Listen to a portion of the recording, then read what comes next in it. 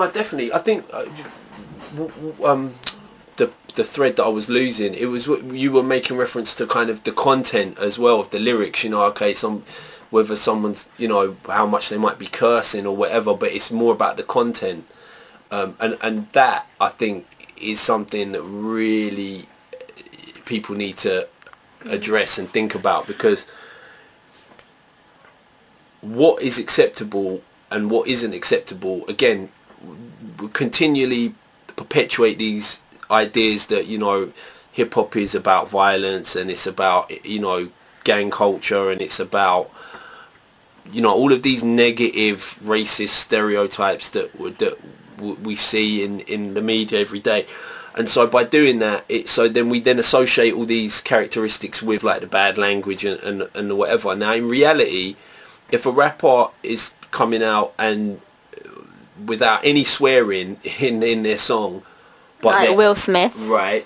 No, but regardless of Will Smith, what I was going to say though is like, say you could come out with a record that's totally clean and totally fine for the radio to play it in the middle of the day, but if you're saying something in any way critical of the authorities, the government, you know, the capitalist system, just general, you know, anything that rocks the boat too much, that's a threat. That's not going to get played. Doesn't, you know, there's no regulations to say you can't play this, because they're not swearing, they're not saying anything that they shouldn't say, but you can be damn sure that no one's going to play it.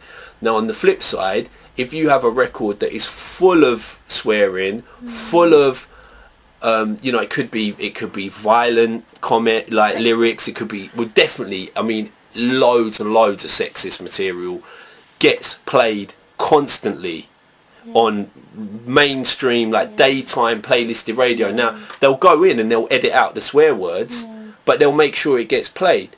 You know, like, say for example, I've had, you know, even like recently with promoting my new album, you know, I get things like 1Extra. So, oh yeah, we really want to playlist it. Send us the lyrics for analysis, to like analyze the lyrics to see whether we. Now, I knew for a fact there's no swearing in this track. There's nothing they can find in the lyrics of this track to give them an excuse to not playlist it. But the fact that they're even asking for the lyrics, I know they're not going to playlist it, because they're looking for an excuse. Because at the same time they were asking me to submit lyrics, there's X amount of songs that were getting played on their playlist where, let's say for example, one example would be Tyler the Creator, Yonkers, where pretty much half of the record was edited out because there's just so much offensive content in the record.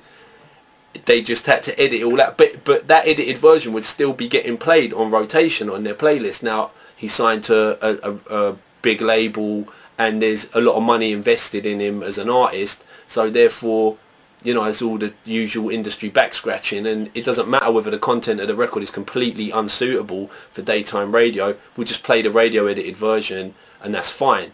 Now, someone like me, who might be saying something about the state of British society, let's find something in the lyrics to give us a reason to not play it. You know, I knew they weren't going to playlist it straight away. So there's a prime example, and it's like, yeah, the level of sexism that is allowed to just, if anything, it's promoted. If anything, it's favoured.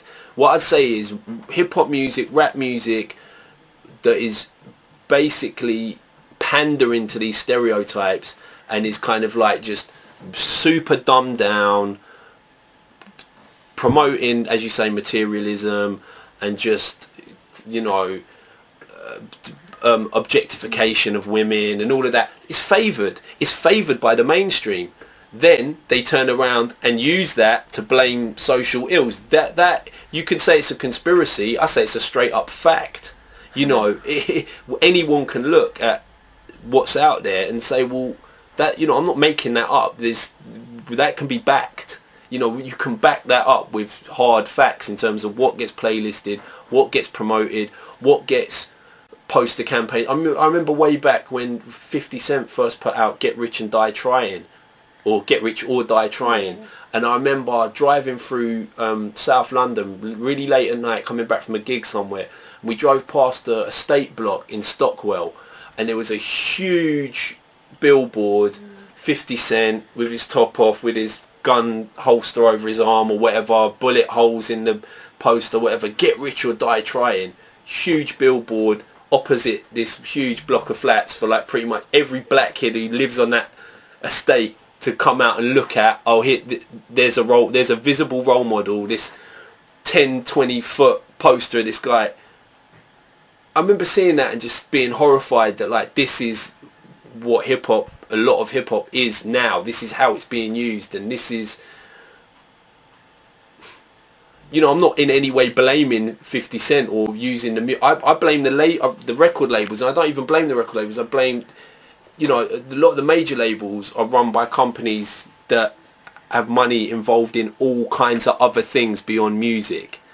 Do you know what I mean? So it's safe to say that in terms of the capitalist structure, it's very safe to say that a lot of the people that are pumping money into promoting 50 Cent waving a gun around are probably pumping money into manufacturing the guns that he's waving around. You know, there is an agenda, and you know, sorry, and again, you know, it's not. There's facts that to back things up. To you know, if you really research who owns what company, and you know. It's all there. I don't know. It really does get to me because it's just crazy the point that we've got to with it. But it's still open though. I think especially with the internet, it's open for people to take it back and take the power back, and reclaim the culture and say, you know, this isn't exclusively about this. You know, this is one aspect. You know what I mean? Yeah. But yeah. You've already briefly touched on this question. But if you don't mind, can I go back to it? So like hip hop has been blamed for creating a culture of violence, and even with the riots, we hear how it's black culture that's the problem. In a lyric, you have said, "Our pens become government scapegoats." And David Starkey, a crap historian, explained his viewpoint on it, and he says that the root of the problem is that white kids are acting black. Could you shed some light on this kind of prejudice and racism? I mean, white kids being influenced by black culture, in particular music, in this country, it's not a new thing. It hasn't started with rap music. Do you know what I mean? Whether you want to go back to like jazz, you know, and things that are like now part of accepted polite society, you know, in their time, they were just, it was just as misunderstood and seen as being like somehow like a threat to the social fabric, you know, as like now it's rap, you know, even though in all reality we're a bit late on that because rap's been dominating pop culture for like 20 odd years. So it just goes to show how like outdated these people's kind of grasp of society is, you know. They're like jumping on the, oh my god, it's rap music. It's like, come on, you know. It's as simple as that as I mean, wow, you know, that argument was like that argument is literally 20 odd years old. I mean, like, you know, in America they were kind of, people like Mary Whitehouse and whoever were like jumping on NWA and Two Live Crew and all this kind of stuff back in like the late 80s. So I mean, that's like so much of what's gone on, not in terms of just the riots but all the commentary now surrounding the riots. I just find it like painfully predictable. I feel like I've been, you know, all these comments are, we're shocked, everybody's shocked, why I'm not shocked. I've been waiting for this to happen. I've seen this coming, you know, like this is no surprise. If this really is a surprise to all of these people, then where the hell have they been living? Like, they really, you know, it just goes to show people are just in their own little bubble. They're not even aware of what is going on their own doorstep, in their own back garden. What is their next door neighbour doing? They don't care. I don't speak to my next door neighbour. Just keep my head down, earn my money, pay my mortgage, and that's the reality of this kind of middle class ignorance, and so then now all these middle class commentators want to try and offer up some kind of explanation. The working class, in terms of the what voice is allowed to any kind of platform, in terms of a working class voice, well, you know who that's going to be, EDL or BNP or whoever. They're happy to like focus on that, give them airtime. The EDL are marching around Eltham, give them airtime. Whereas say anyone coming from any kind of other working class specific political ideology other than nationalism or patriotism, you're completely sidelined as either a complete lunatic or a terrorist or some kind of like bogeyman, some type of monster, some type of horror movie character, or some kind of the minute you even start to say anything vaguely left wing nowadays, you're almost some kind of like communist dictator just because you've got an opinion. The whole country is very much like shifted to the right, despite all of this talk of we're all too soft and liberal and politically correct.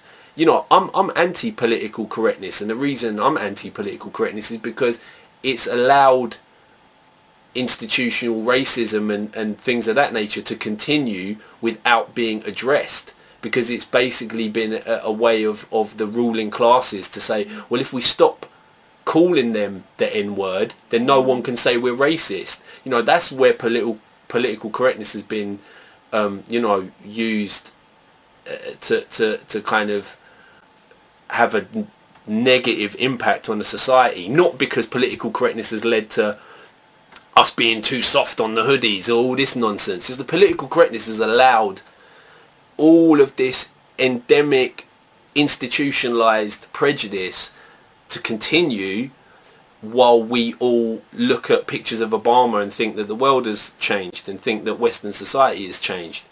That's the real harm that's come out of political correctness, not the police are scared to, the police aren't scared. What's amazing is how much of the commentary about how the police should have been more heavy-handed and the police feel like they can't lash out and blah. Sorry, has everybody forgotten what the initial protest in Tottenham was about? It was about police shooting a guy, claiming that he'd shot at them, which has immediately been disproved.